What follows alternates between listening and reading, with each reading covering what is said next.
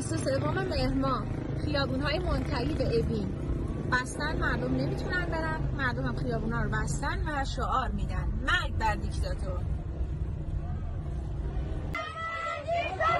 مرگ بر دیکتاتور! مرگ بر دیکتاتور!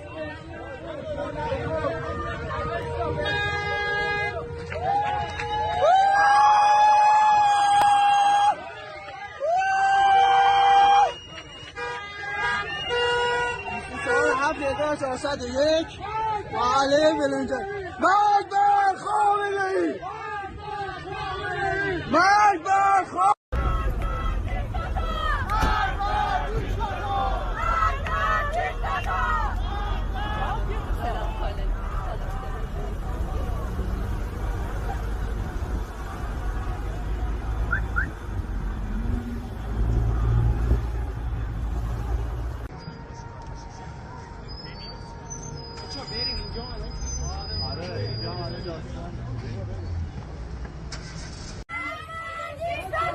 مرگ بر دیکتاتور! مرگ بر دیکتاتور!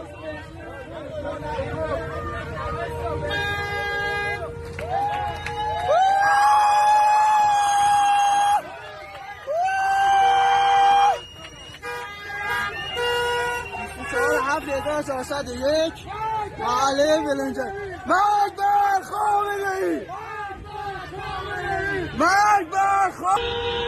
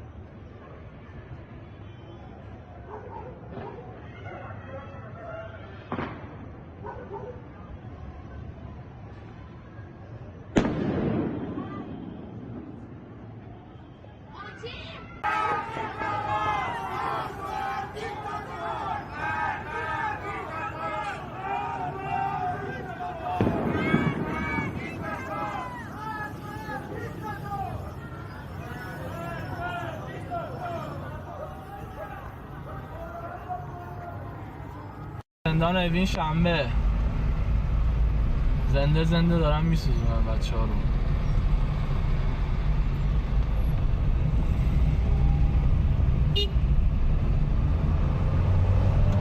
وای وای وای وای زنده دارن میسوزن. وای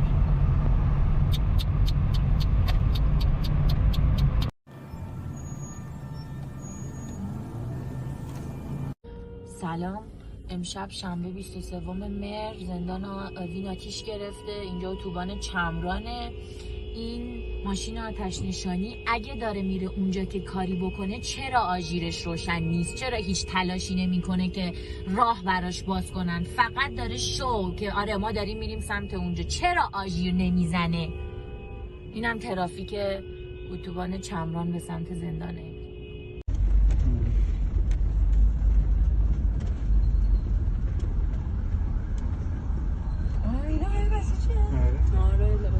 کجا میشناسن یکی لای اینا مثلا آدم معمولی بره؟ نه دیگه میشناسن.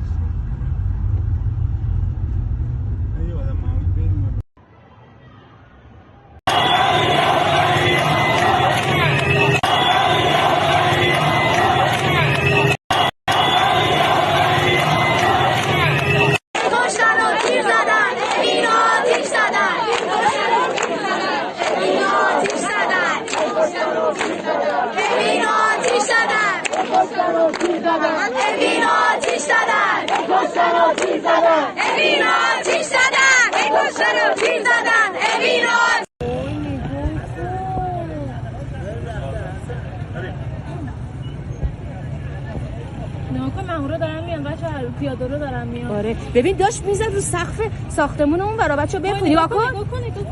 الان تیر اندازی میکنه. قشنگ زد.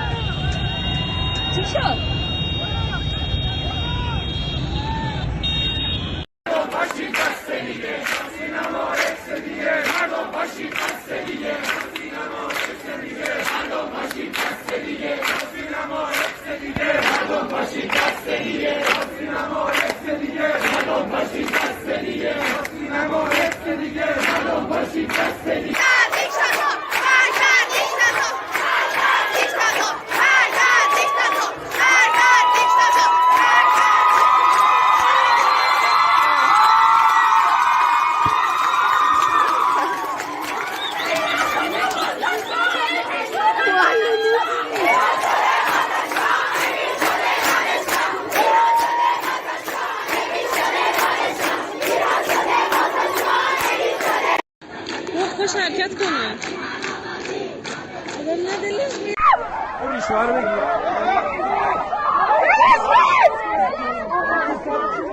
این عوضی بچه ها گذاشت.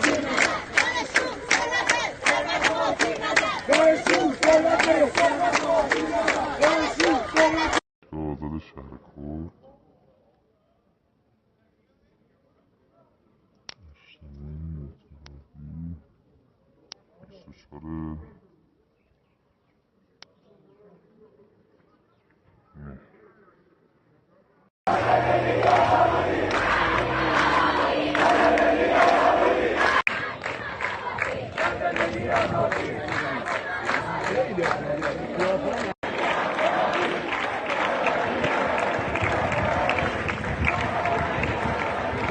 مستشار آزاد شهرکور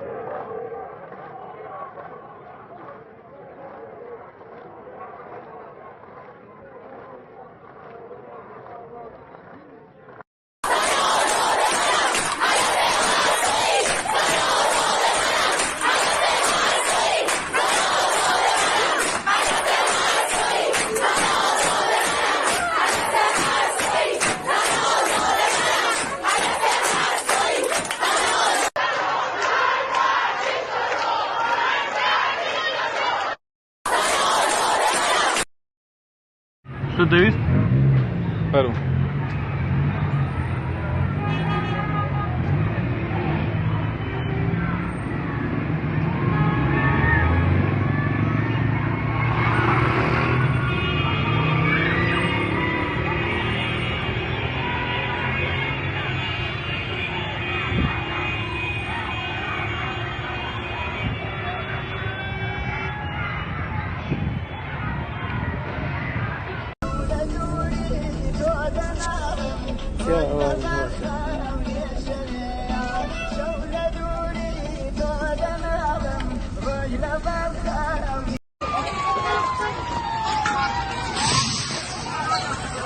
Serhan!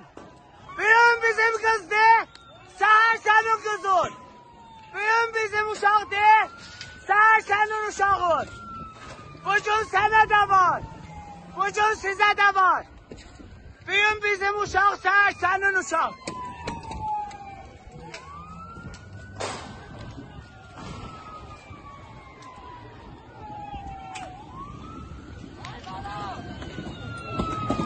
Varoz adam varoz! Çal سرهنگ uşağın 23 مهر ماه خیابون‌های منتهی به اوین بستن، مردم نمیتونن برن، مردم هم خیابون‌ها رو بستن و شعار میدن مرگ بر دیکتاتور. مرگ بر دیکتاتور! مرگ بر دیکتاتور!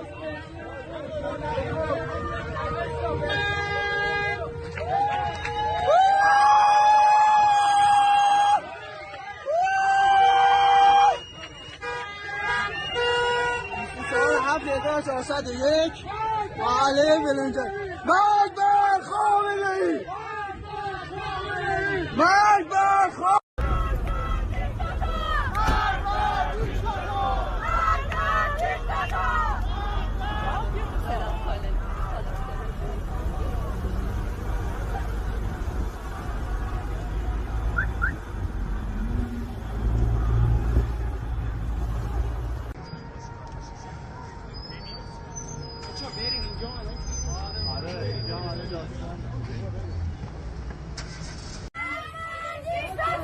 مرگ بر دیکتاتور! مرگ بر دیکتاتور!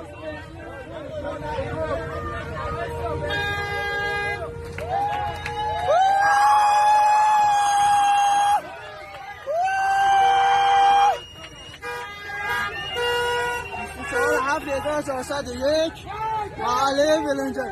مرگ بر خامنه‌ای! مرگ بر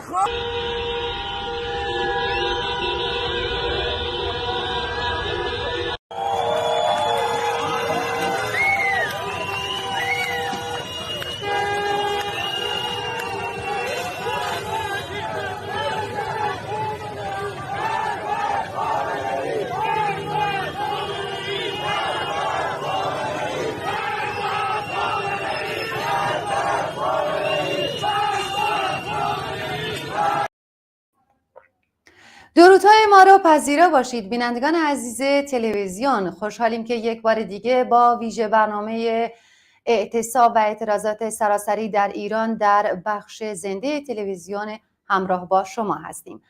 این انقلاب تا رسیدن به آزادی ادامه خواهد داشت. امروز اکثر شهرهای ایران از جمله پیرانشهر، تهران، تبریز، کاشان، گیلان، ارومیه، اصفهان، مریوان، سقز، سنندج و بیشتر شهرهای ایران شلوغ بود.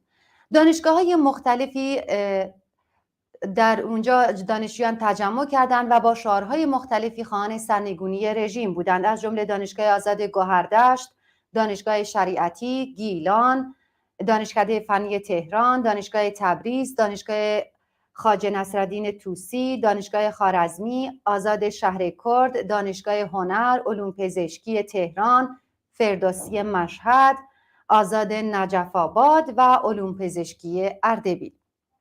عزیزان، خبری که امروز به تیتر روزنامه ها تبدیل شد و به خبر روز در سراسر جهان و همچنین رسانه ها تبدیل شد، خبر آتش سوزی شنبه شب ساعت 9 زندان اوین بود که بند 7 و 8 این زندان دچار حریق شد و اونطور که گزارش رسیده 4 تن از زندانیان به علت استنشاق دود و گاز جونشون را از دست دادند.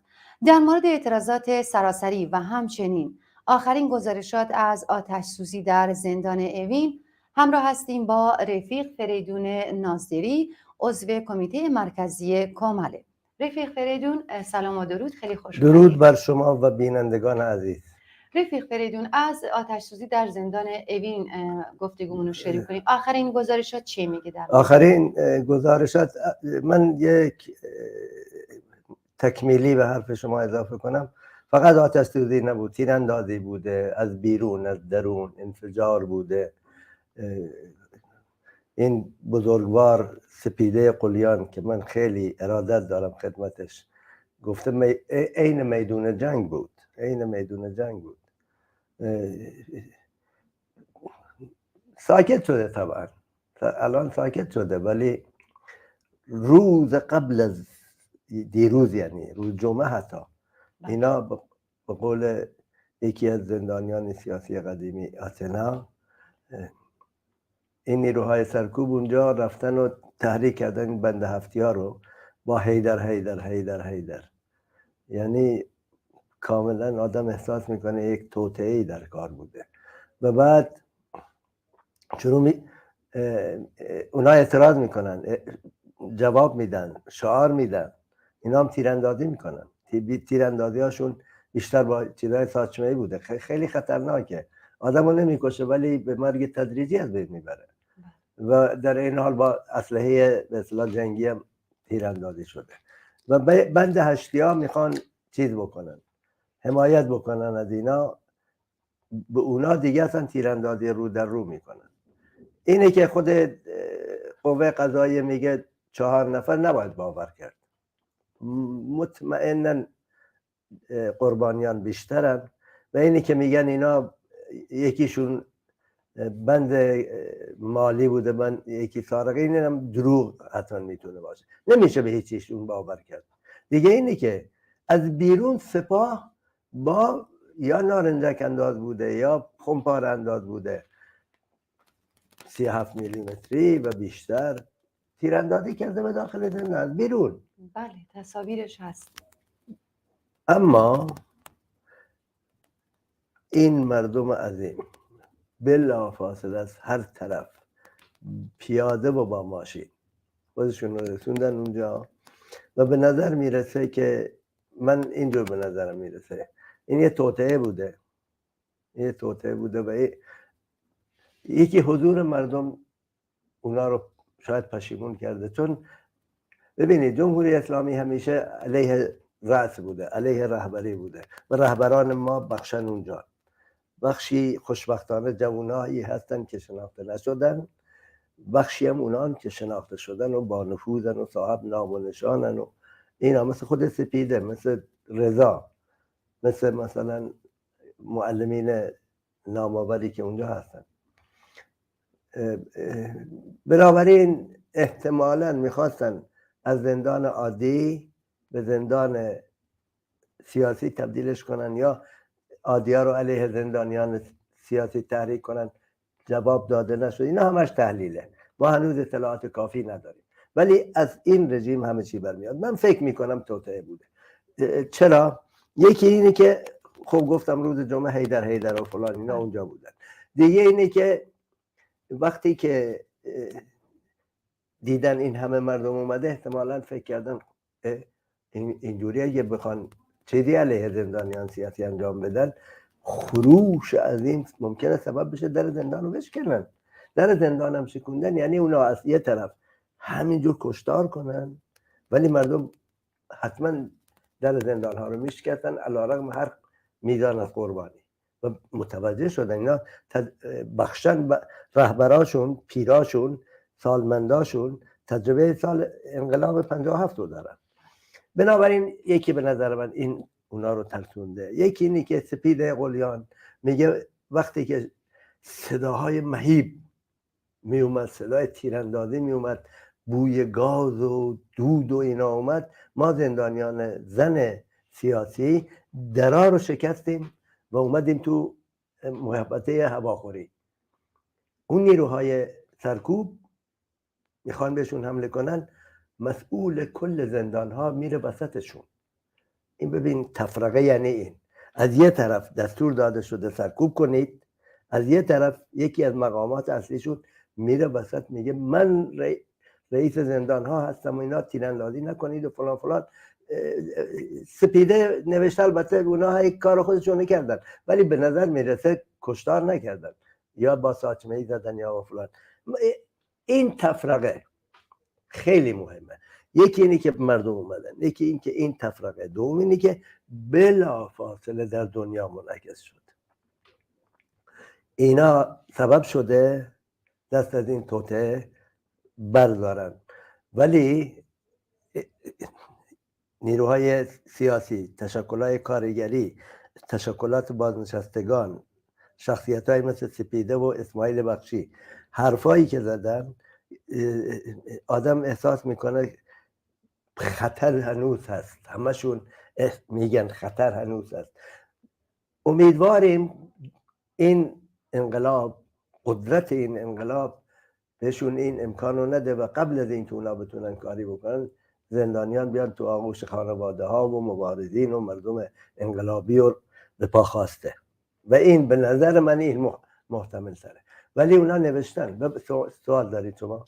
بله، میگم شما از توطئه گفتین، از آتنا دائمی گفتین. آتنا دائمی گفت که مسئولین زندان گفتن که این آتش سوزی از خیاطی بوده، در حالی که خیاطی ساعت 6 بعد از ظهر بسته میشه. خب این نشان از این داره که دارن دروغ میگن و به احتمال قوی همون توطئه که شما گفتید. در ایران این اتفاق بازتاب گسترده‌ای داشته، از جمله که شما اشاره کردین که شخصیت‌های خوشنام در این مورد اظهار نظر کردن و حتی امروز دانشجویان در تهران این شعار سر دادن: تهران شده بازداشتگاه، اوین شده کشتارگاه. در خارج از ایران واکنش ها چطور بوده؟ در خارج از ایران دو دسته واکنش ما همیشه داریم. من البته برخواهم گزوده اطلاعات دیگه میخوام بدم ولی مال جهان رو اینجور جواب میدم. ما همیشه دو دسته عکس العمل داریم. یا عکس العمل مقامات همش دروغ و هیپوکراسی و دروغیه. مثلا فکر کنم بایدنه که گفته خیلی وحشیانه است این کار، یا وزیر امور خارجه آمریکا و اینا. یک دسته مردم آزادیخواه بزرگی هستن که خودشون به تنگ اومدن از دست سرمایه داری و اوضاع و اینا، امید دارن از یه جای این سیستم جهانی دیگه پاره بشه و این امید الان تو ایران هست. بنابراین اونا عکس العملاشون صادقانه، گسترده، همه جانبه است، هم ایرانیان، هم آزادی خواهان و آزادمنشان و سوسیالیستا و کمونیستای خارجی هم. اونا عکس العمل دارن. من یه نکته میخوام اضافه کنم، مهمه، یادم رفت اونجا بگم. ببینید وقتی که میگیم تفرقه شده، من یه مثال زدم که سپیده گفته بود، ولی یه مثال مهمتر، خبرگزاری فارس نزدیک به سپاهه یک گزارشی میده، شرقم مربوط میشه به جناح دیگری از سپاه، یه حرف دیگه میزنه، روزنامه‌های دیگه حرفای میزنن، با این دوتا نمیخونه، مقامات این چیزی میگه اون چیزی میگه. این هم نشونه یک تفرقه که ما باید این به فال نیک بگیریم. یکی از اهداف اساسی این انقلاب شکوهمند اینه که این نیروها رو نیروهای سرکوب دوچار انفعال اول و بعد پراکندگی بکنه و خوشبختانه ما داریم آثارش رو میبینیم. یعنی این نشون میده که ساختار رژیم خودش دچار بحرانه و پراکندگی فکریه و نمیتونه منسجم باشه در این شرایط. دچار بحران که از اول بوده تا آخر این بحران سواره شده، بحران اقتصادی، بحران معیشتی، بحران سیاسی، دزد ریختن، اختلاس. یک آخوند یک آماری خود رویترز اینا دادن، 130 میلیارد دلار زیر نظرشه، اصلا نمیدونه کی هست، کجا هست، چجوره، اونجا تو امامزاده است، اونجا تو شرکت، اونجا تو خارج، اونجا اسب دارن میفروشن. یه همچین وضعیتی. این بحران به شدت همه به هم گره خورده و بسیار عمیق شده دیگه. اینه که وقتی که این نیروهای سرکوب علیرغم این که امتیاز داشتن، مثلا امتیاز پولی بهشون دادن، یخچالی دادن و متاسفانه دسترسی اینا رو به زنها به عنوان صیغه باز کردن. این دستاورد بزرگی برای مردها به هر حال، ما نباید این رو فراموش کنیم. علیرغم همه اینا وقتی خودش رو مقایسه میکنه با کسی که مثلا رفتن جنگ، اون فرمانده بوده، اینم سرباز بوده، یا نه مقصودم سرباز به اصطلاح بسیجی چیزی بوده، یا مثلا فرمانده دسته بوده چیزی بوده، این الان تقریبا هیچی نداره. اون ثروت‌های کلان از زمین و آب و جنگل و فلان اینا گرفته تا پولای کلانی که دارن، مشهور آقازاده ها همه آمار میدن، اسم میدن، تو آمریکان، تو انگلیسن، تو فلان و فلان. خودش رو با اون مقایسه میکنه، میگه من برای چی خودم کشت. این یکی. دوم اینه که اینا امکان فرار که ندارن، مثل اونا تلاش خواهند کرد فرار کنن، ولی این بیچاره ها که اصلا امکان ندارن. با خود و خانواده و ایناشون درسته، به خودش فکر میکنه درسته من زیر خشم عظیم این مردم قرار بگیرم. حالا ما مراحل تازه رو میبینیم. من در دوره انقلاب 57 اینو شاهد بودم در شهر سنندج. مردم هنوز مسلح نشده بودن، چوب داشتن و میدونی چه کار کردن اون اوایل؟ سنگ خالی مینداختن تو خونه این ساواکیا و نیروهای رژیم، دیوونه کرده بودن اینا رو و همه بالاخره در رفتن به چیز. بعدن که اصل یه مقدار پیش رفت، چیز ساختن براشون، نمیدونم لوله های می آوردن توش مواد منفجره مینداختن، نه اینکه کسی رو بکشن، تو حیاتی، تو بالکنی. به این مراحل خواهد رسید. این بیچاره چه میکنن؟ باید از همین حالا بهشون گفت جمع کنید، هنوز خون نریختید خودتون رو نجات بدید، هنوز جانی نشدید خودتون رو نجات بدید. جانیان مردم، البته مردم در دوره قبلی خیلی رحمین تر بودن، این دوره اینجور نیستن و این خشم و اینا. بنابراین اون تفرقه خیلی خیلی مهمه و ما امیدواریم نیروهای سرکوب چیز بشن، منفعل بشن، تبدیل بشن. زمان شاه دیدیم دیگه ما اینو، جمع شدن دور بانک ها و ادارات دولتی و جاهایی با تانک و توپ و اینا. مردم هم رد می شدن، شعار می دادن مرگ بر شاه، مرگ بر شاه. اونم گاهی اون پشتم مرگ بر شاه. اینجوری بود. این به این صد برسون وقت طبقه کارگر به عنوان طبقه الان به عنوان آحاد بسیار حضور دارن. به عنوان ببینید کارگران ایران بخش بیشترش تو کارخونه اینا نیستن، بنابراین اونا همه تو مثل سال 96 98 دیگه. بعضی کارشناسا گفتن اینا ادامه سال 96 98 به لحاظ طبقاتی. وقتی که بررسی کردن همین اقشارن با طبقه متوسط فقیرتر و یه مقدار هم از مرفهین. ما مرفهین رو میبینیم در بینشون، نه که نیستن، ولی مقصودم اینه که وضع انقلاب اینجوریه. این نیروها اگه منفعل بشن، اگه زمینگیر بشن، اون وقت طبقه کارگر تولید رو میخوابونه. طبقه کارگر خدمات رو در اصل اینترنت میخوابونه. بنابراین من اهمیت بسیار زیادی، نه من همه اهمیت بسیار زیادی در میدیم به این انشقاق در پایین و این انشقاق در پایین اینا رو منفعل بکنه و در بالا شکاف عظیم ایجاد خواهد شد و اونایی که چمدان رو بستن و اینا میرن مرزا و در میرن.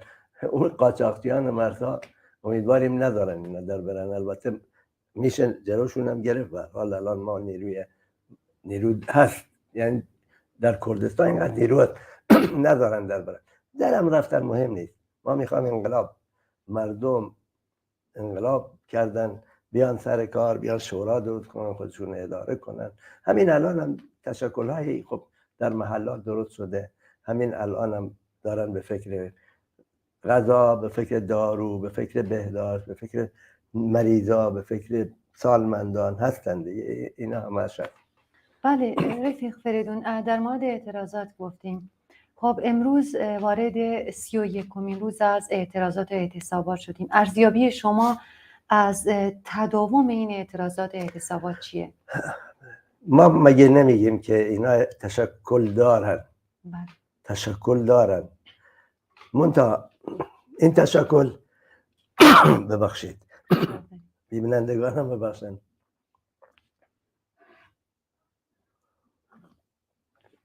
این تشکل اینقدر قد داده بود که شهرها، مناطق گاهی ناهماهنگ با هم، گاهی یه شهر میخوابید یه شهر بلند میشد فلان اینا. این تشکل بود، تشکل محلی. ما وقت خودش گفتیم اینا رهبرانی هستن که هنوز گره نخوردن به هم. به نظر میرسه مقداری از این گره خوردن ها عملی شده. چطور؟ قبلا اگه دانشگاه بود ممکن بود تو محله نباشه، اما الان هم تو محله هستم، تو دانشگاه هست. قبلا اگه حرکتی مثل اوین پیش میومد ممکن بود این همه نیروی عظیم نریزنده دور چیز. وقتی که اینا ریختن نه این ضعیف شد نه اون، بلکه تقویت هم شده. شعاری که شما مطرح کردی دم اوین که داده نشده تو دانشگاه و تو محله. بنابراین به نظر من اولین چیزی اینه که این رهبران به نظر میرسه بخشن، هنوز گره خوردن به هم، هماهنگ میکنن، میشناسن هم دیگه رو، یا قبلا هم اگه شناختن نمیگفتن ما کی هستیم و کی نیستیم. خب بخاطر مسائل امنیتی. الان دیگه مسائل امنیتی اونقدر براشون حاد نیست. این یکی. دوم همین تداوم نشون میده که این رهبران پخته‌تر و خردمندتر شدن.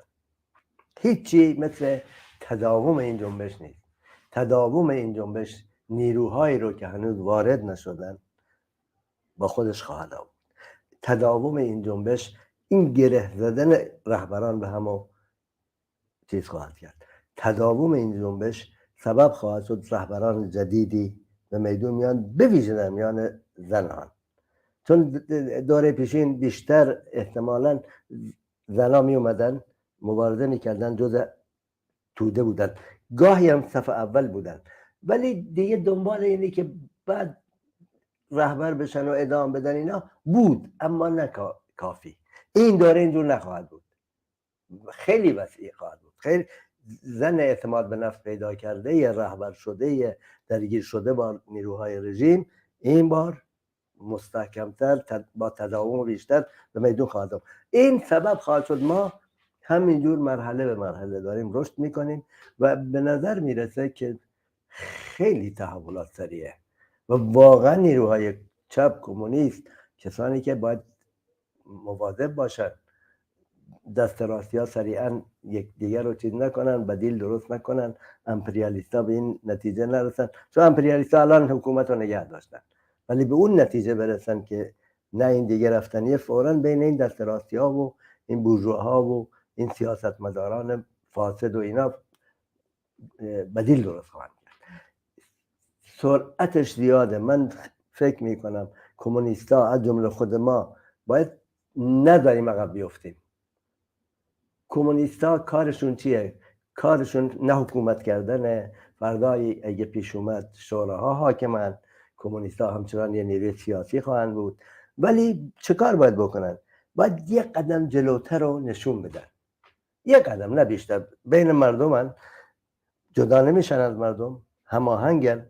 گاهی ممکنه مردم کارایی بکنن ما نپسندیم، ولی هرگز دست از حمایت ازشون بند نمیداره، هرگز شروع نمی کنیم الان به نقد کردن. سوال داشتی شما؟ رفیق فریدون، خب من امروز یه چیزایی شنیدم از اینکه دول امپریالیستی میخوان نشست داشته باشن در مورد رژیم بعدی در ایران. در جای رسمی اینو من نخوندم، اما خب ما باید اگه همچین چیزی وجود داشته باشه که قطعا اونا ساکت نمیشینن و میدونن که مردم دیگه رژیم جمهوری اسلامی رو نمیخوان. خب مردم ایران باید چیکار کنن که تجربه 57 دوباره براشون تکرار نشه و دول امپریالیستی دوباره یه رژیمی رو که دست نشانده خودش باشه به حکومت و به مردم ایران تحمیل نکنن؟ اینه که من این خبر رو همونطوری که شما میگید از منبع معتبری فعلا دیده نشده. منتها ما امپریالیستا رو میشناسیم، ما سرمایه‌داران بزرگ رو میشناسیم.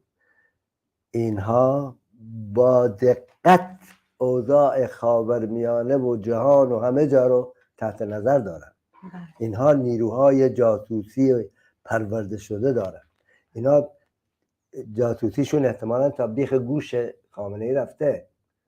مدام برای چی اینا رو میخوان؟ برای اینکه گزارش مدام بدن، اون سران تصمیم بگیرن. برای چی این هم پول خرج میکنن؟ اما بنابراین بدون شک اینا از روز اول مشغول بودن پشت درهای بسته و اما چی جلوشون خواهد گرفت؟ اولا دیگه اون نیروی امپریالیستی که در ایران همه جا حضور داشت و تو ببخشید توی تلویزیون حضور داشت، ارتش که اصلا دستشون بود کاملا، یه جنرال اومد کل ارتش رو تحویل جماعت اسلامی و خمینی اینا داد.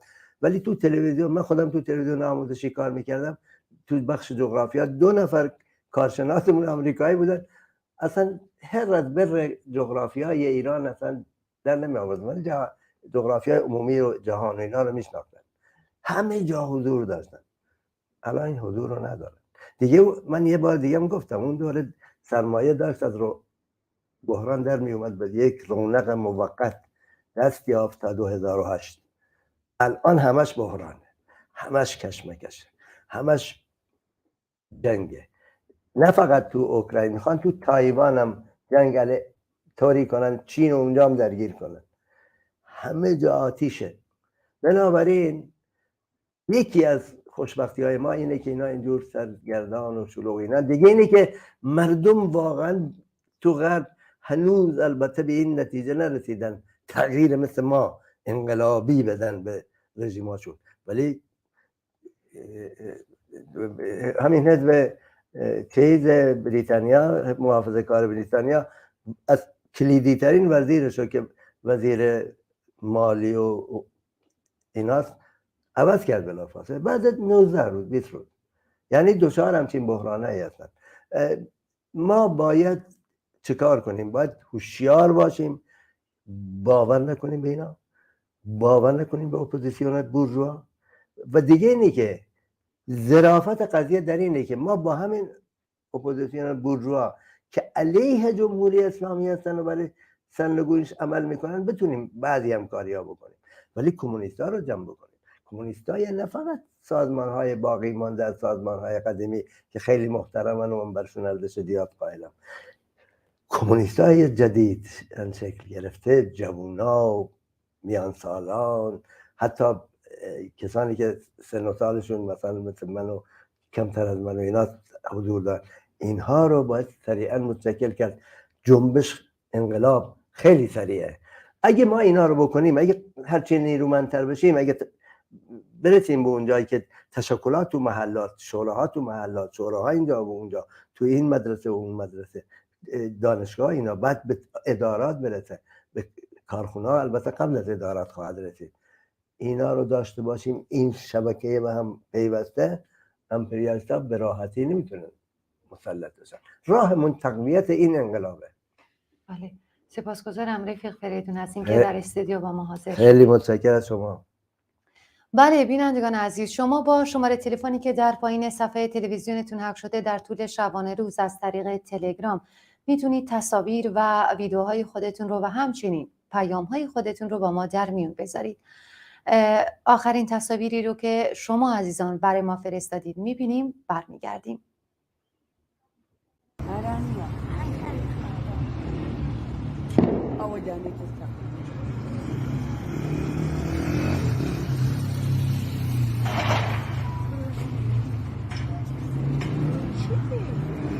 با تداوم مبارزات درب زندانها را بشکنیم.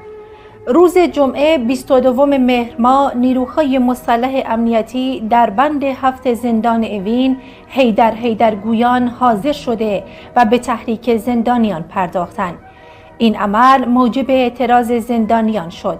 شب شنبه 23 مهر صدای تیراندازی‌های ممتد از همین بند برخاست. زندانیان بند 8 خواستند به کمک همبندانشان بشتابند که با تیراندازی مستقیم نیروها روبرو شدند. بسیاری با گلوله ساچمه‌ای مجروح شدند و یک نفر هم با تیر جنگی مجروح شد که خونریزی شدیدی داشت. بعد از ساعت 8 شب آتش بزرگی در زندان ایجاد شد که خبرگزاری فارس ادعا کرد آتش از کارگاه خیاطی شروع شده و زندانیان اقدام به این کار کردند.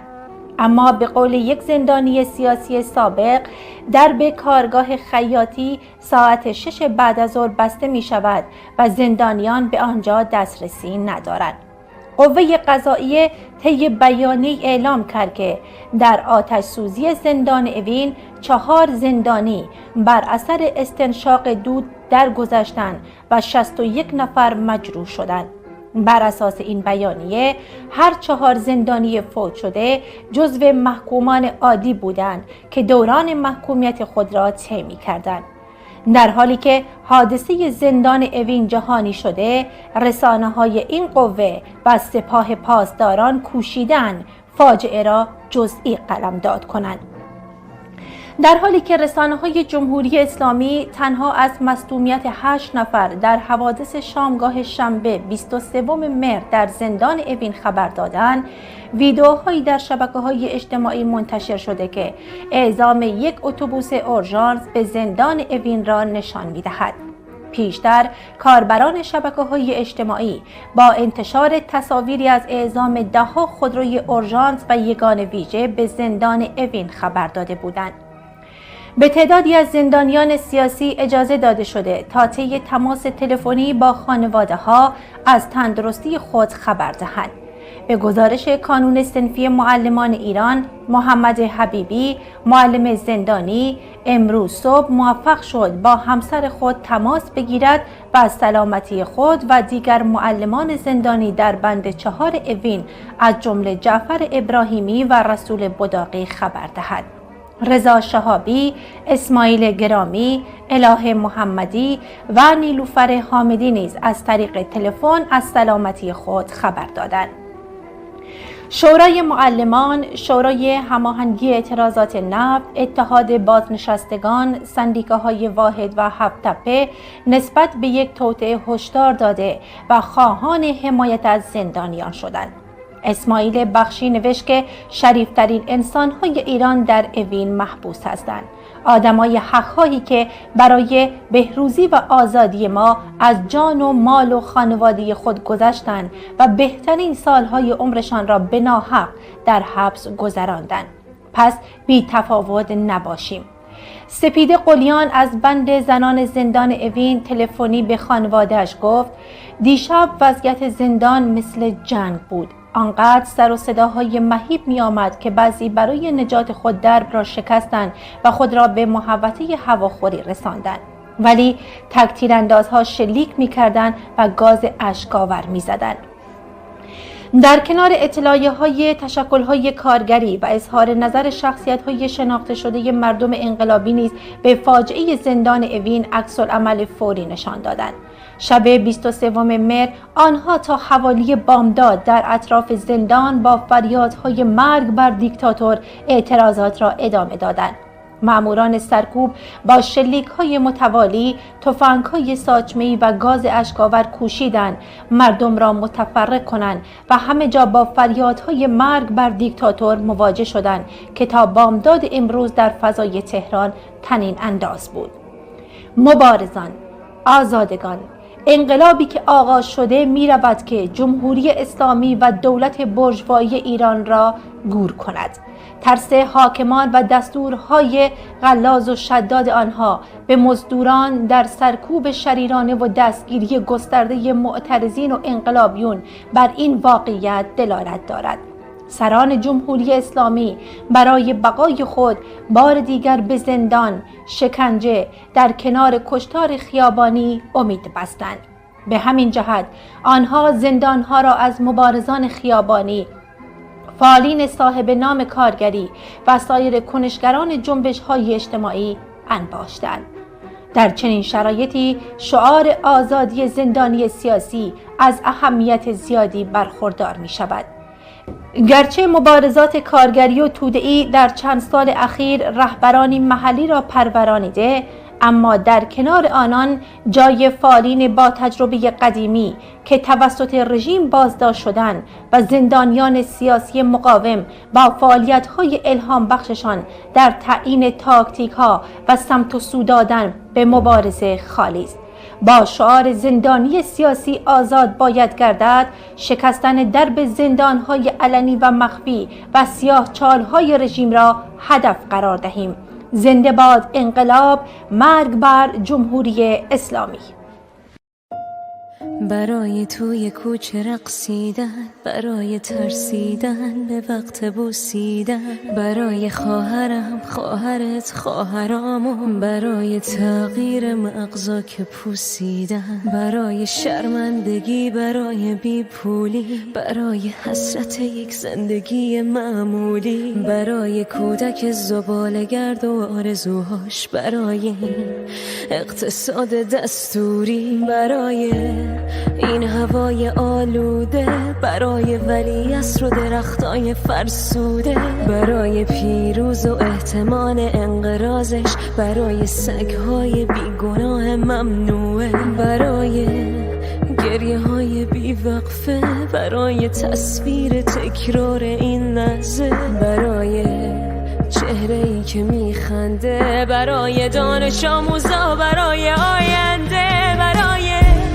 این بهشت اجباری، برای نخبه های زندانی، برای کودکان افغانی، برای این همه، برای غیر تکراری، برای این همه شعارهای تو خالی، برای آوار خونه های پوشالی، برای احساس آرامش، برای خورشید پس از شبای طولانی، برای قرصای اعصاب و بیخوابی، برای مرد میهن آبادی، برای دختری که آرزو داشت پسر بود، برای زندگی آزادی،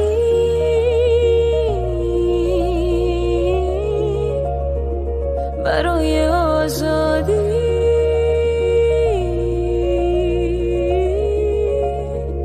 برای آزادی،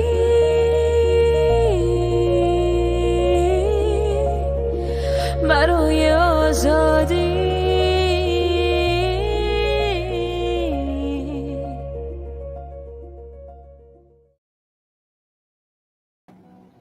با درودی دوباره عزیزان، همونطور که مطلع هستین بخش زنده تلویزیون چه به زبان کردی و چه به زبان فارسی هر شب اعتراضات و اعتصابات در سراسر ایران رو پوشش میده با آخرین اخبار و گزارشات و همچنین ارزیابی از این اعتراضات و اعتصابات در کردستان و سراسر ایران با حضور مهمانان مختلفی گفتگو خواهیم داشت. در این بخش از برنامه زنده ویژه اعتصابات و اعتراضات همراه هستیم با همکارم کاوان سنی از بخش خبر که آخرین گزارشات رو در مورد اعتراضات و اعتصابات سراسری در ایران رو برامون بگن. رفیق کاوان گرامی، سلام و درود، خیلی خوش اومدید به برنامه زنده امروز. سلام عرض میکنم رفیق کانی عزیز، خسته نباشید. تشکر از رفیق فیدون ناظری با صحبت‌های خوبشون. بله حتما من از تجمعات دانشجویی شروع میکنم. امروز بسیاری از دانشگاه‌های ایران، دانشجوها در دانشگاه‌ها تجمع کردن، هرچند فضا بسیار امنیتی بود و دانشگاه پر شده بود از نیروهای بسیج و نیروهای حراست.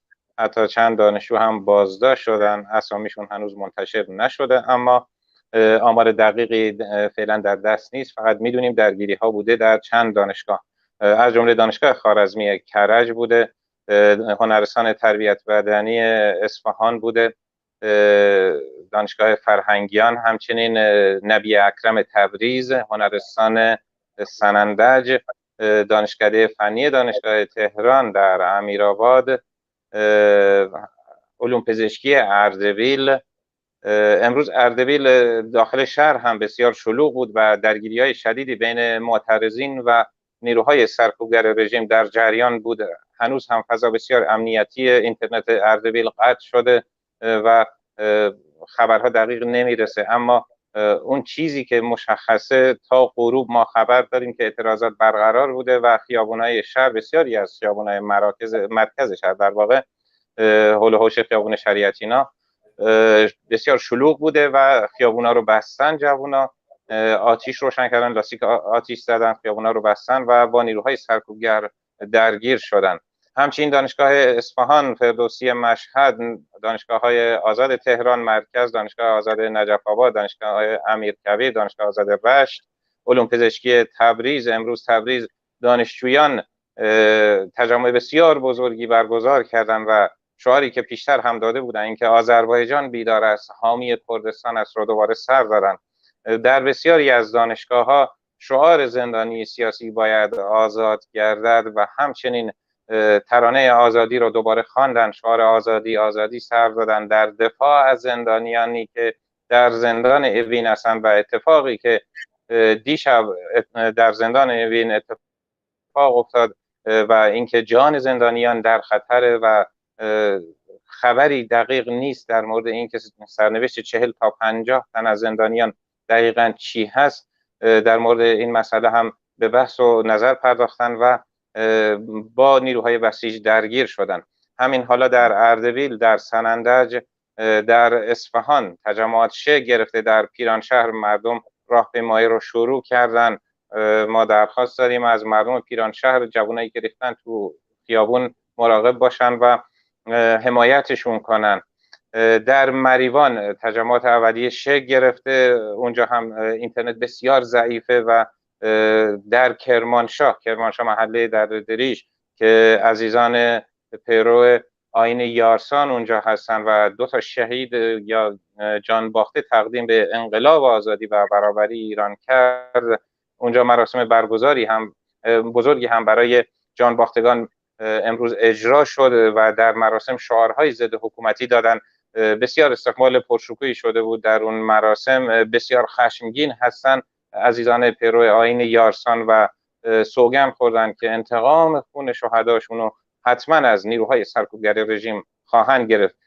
به طبق پیامک هایی که برای ما ارسال شده، به خاطر قطعی اینترنت و ضعیف بودن اینترنت در بسیاری از محلات کرمانشاه، نیروهای زرهی رو برده به این منطقه. اما غافل از اینکه ما شب گذشته هم در شهرک مسکن کرمانشاه که همیشه غالبا در اعتراضاتی که در چند سال اخیر داشتیم ساکت بوده، اما این بار شهرک مسکن کرمانشاه تجمعات بسیار بزرگی اونجا دیشب شکل گرفت و امشب هم به همین شکل اونجا در حال شکل‌گیری، مردم ریختن بیرون، شعارهای ضد حکومتی میدن. شهرهای دیگه معمولا طبق روالی که در این یک ماه گذشته از اعتراضات میگذره یک تاکتیکی رو به کار بردن.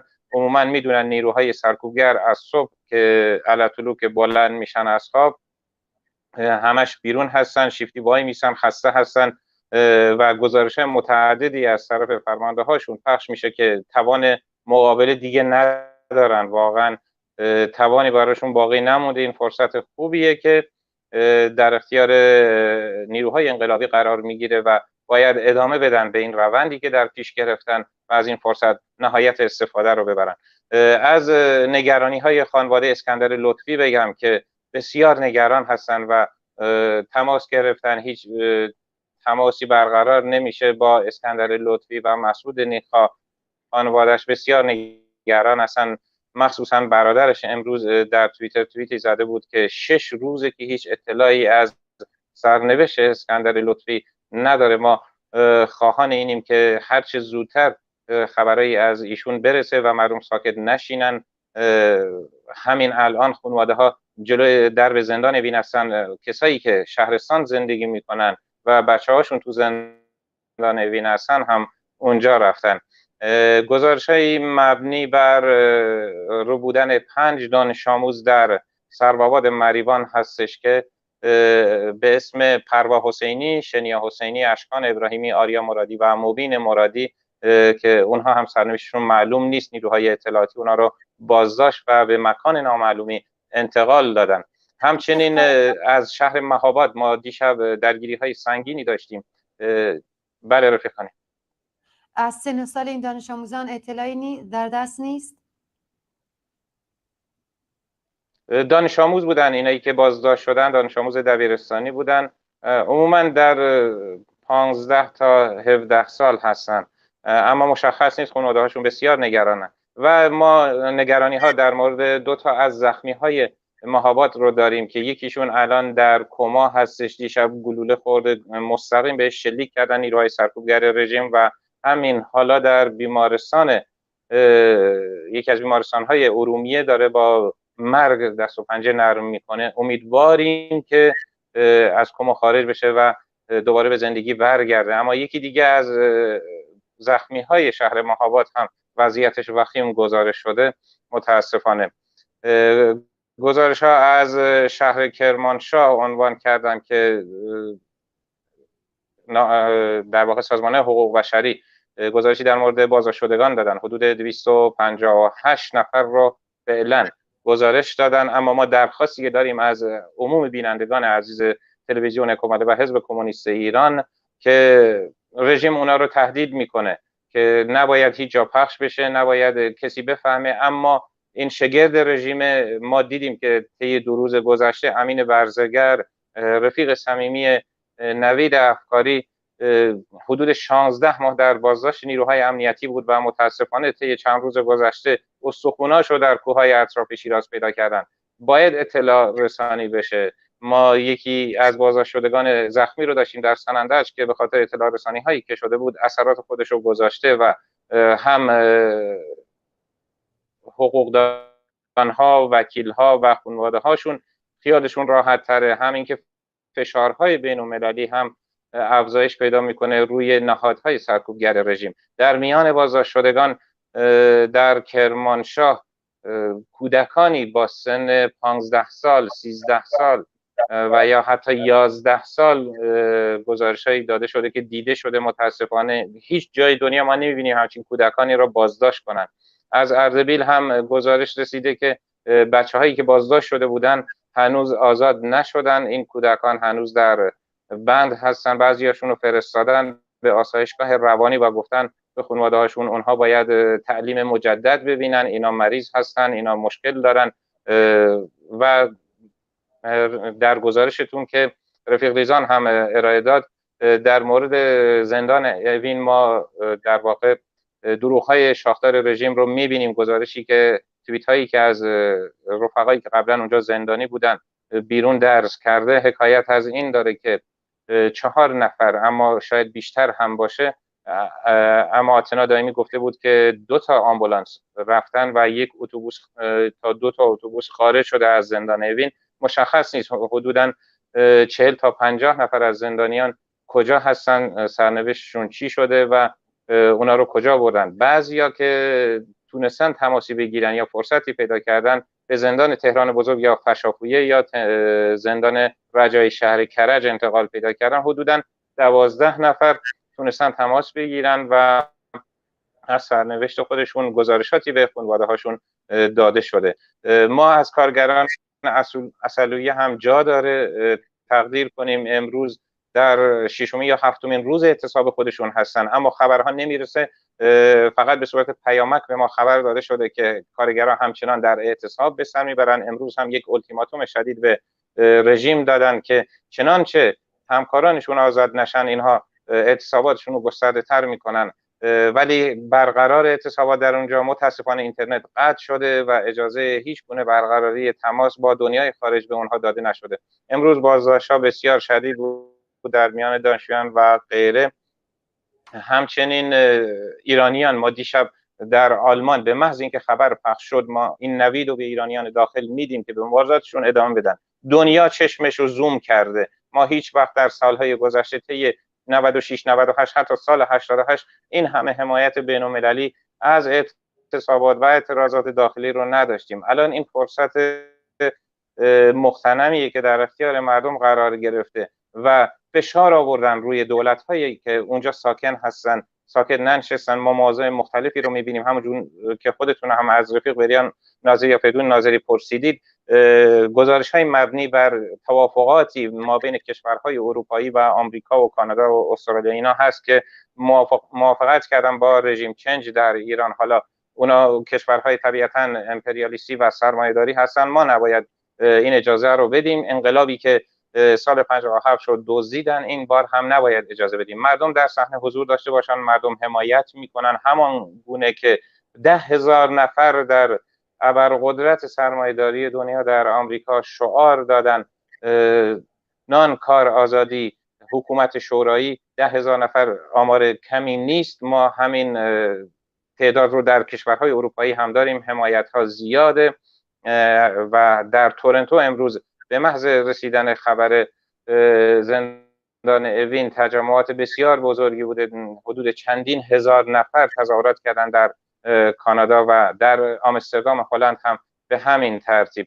گزارش ها در طی ساعت های بعدی قطعا تکمیل میشه.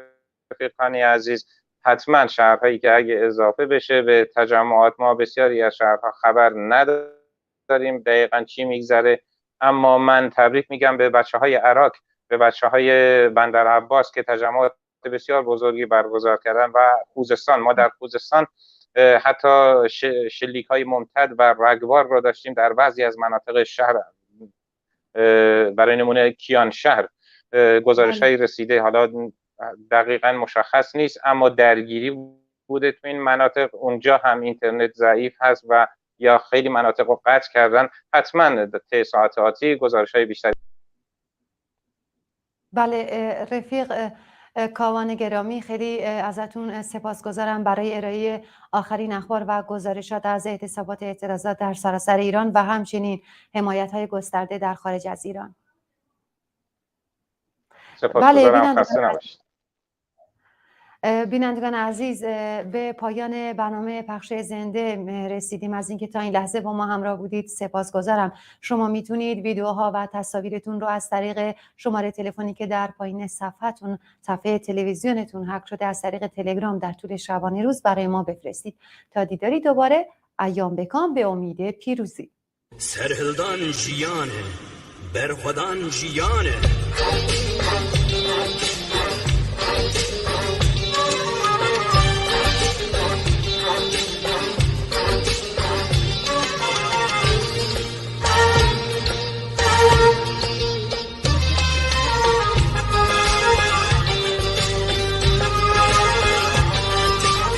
Serhildan seri